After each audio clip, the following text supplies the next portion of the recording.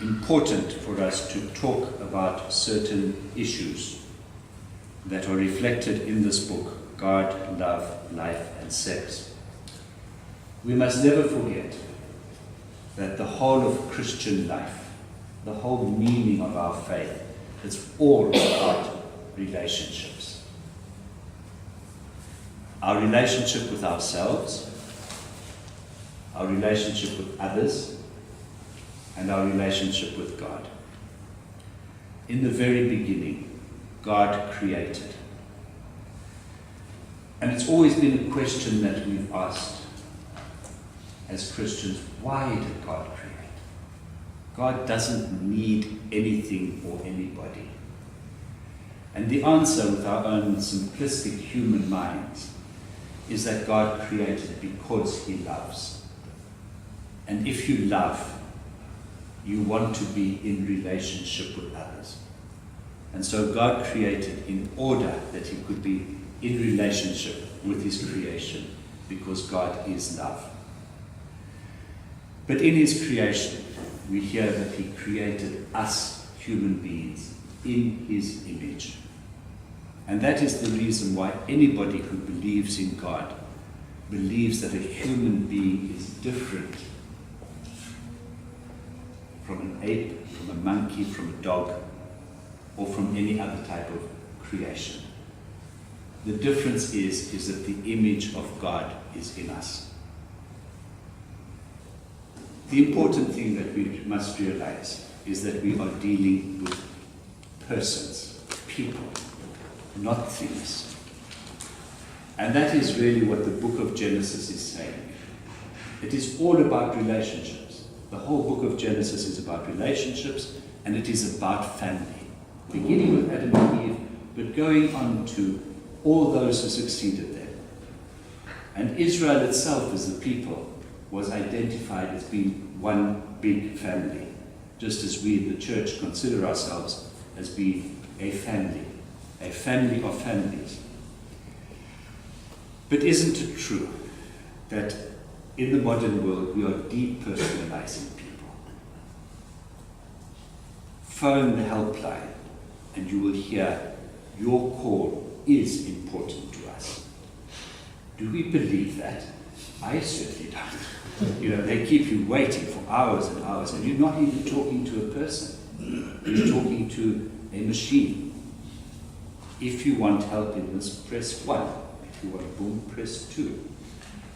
If you do phone a helpline and you get through to a person, very often that person is in Mumbai, in India.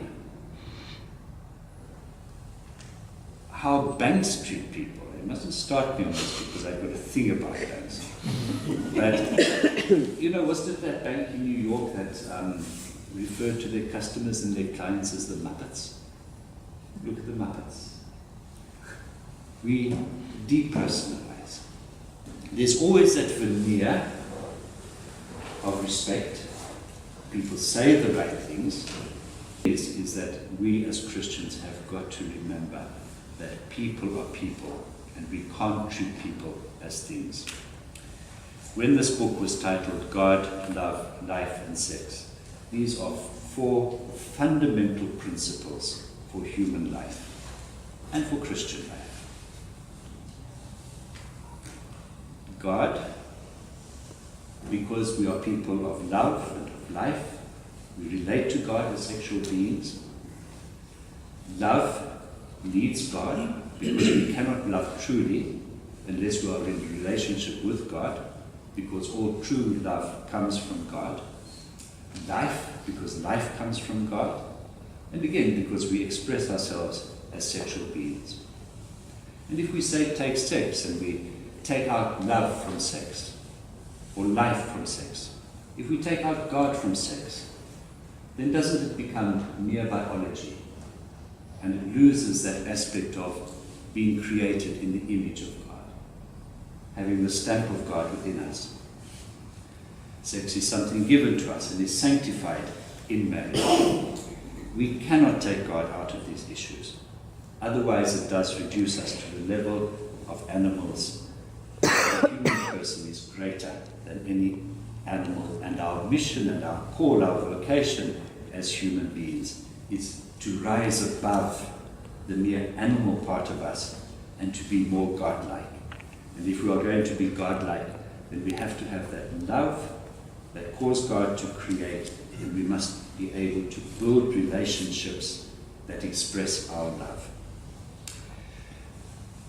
I think we found it very hard over the past few years to talk about a lot of the issues that are dealt with in this book.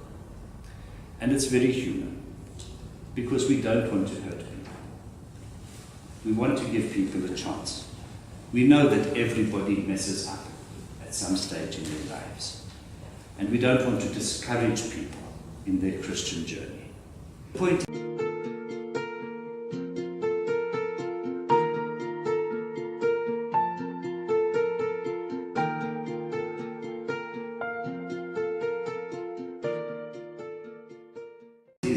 that I'm trying to make is that it becomes very difficult sometimes for us to talk about these things because we're dealing with people in counseling, in confession and so on, and we don't want people to feel hurt or that we're getting at them.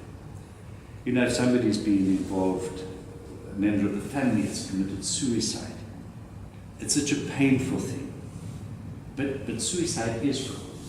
We're not judging the individual person because we don't know what that individual went through, what the state of mind was.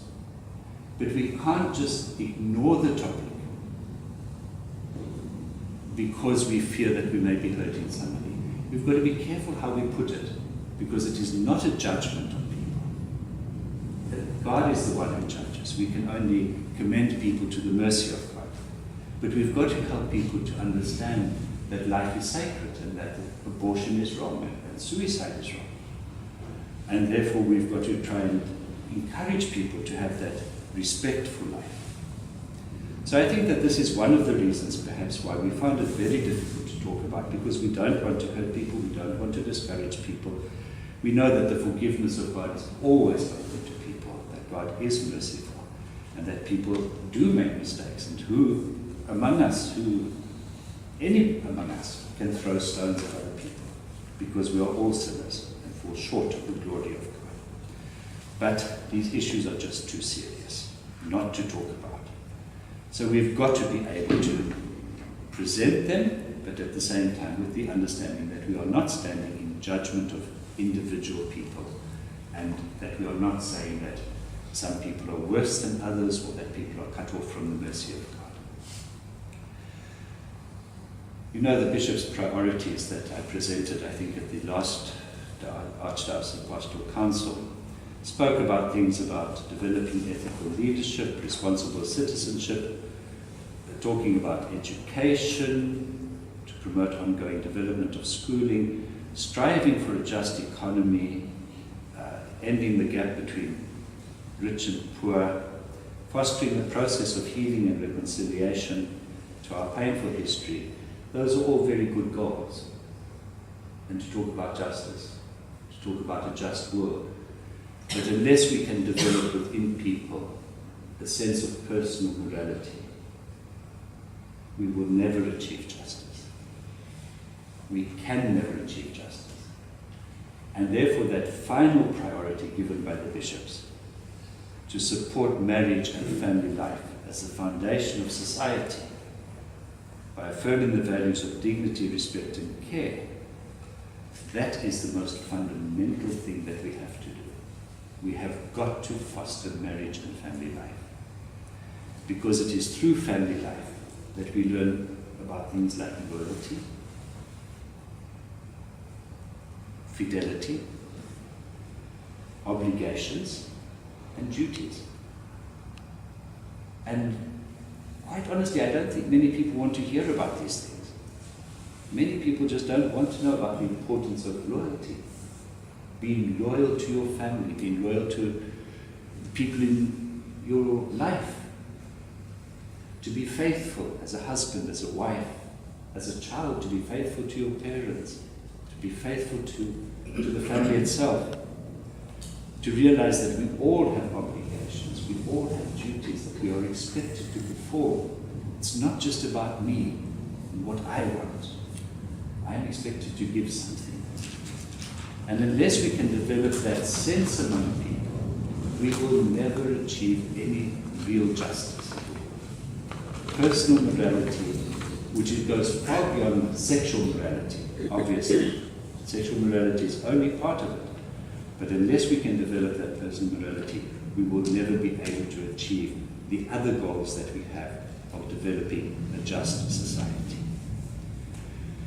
It's not just about the I, me, my own self-actualization, my own happiness. God created us in His image, and part of being in God's image is that we are people in relationships with others. And that relationship goes, the fact that we are in relationships with others means that the most important thing for me is not I, but the other, and to look to the other. This is fundamental to our faith. It really is fundamental. It's not about me. It is about what I am called to do for the other, and to put the other in my life. And this extends into every aspect of life, including sexual morality. We can make as many laws as we like, but unless we can develop and form people into that sense of having loyalty as a priority, having fidelity as a value by which we should live our lives, to know that we have obligations and duties, unless we can help people and form them to recognize in the other the image of God, and that we are not just animals, then we will never be able to build a community that is caring, that is respectful of life, that promotes life, that will defend the most vulnerable and defend those who are the weakest. It is that which we want to achieve, and therefore we need to work at changing the hearts of people so that that respect for life, the respect for the image of God in the other, is present in them. I've said a lot, and all I wanted to do really was to introduce you to this book, to invite you please to take a complimentary copy, and I hope that you will read it. It's not perfect, but it is based on Scripture. It's based on the Second Vatican Council, and it's based on the Catechism of the Catholic Church. Insofar as it is based on these things, there's actually nothing new in it. This is church teaching as we know it. It's just simply reaffirming it, that this is where we stand as church. These are the values that we hold. These are the values which unite us and bring us into community. Unless we share these values, then we do not have a real community. Thank you very much.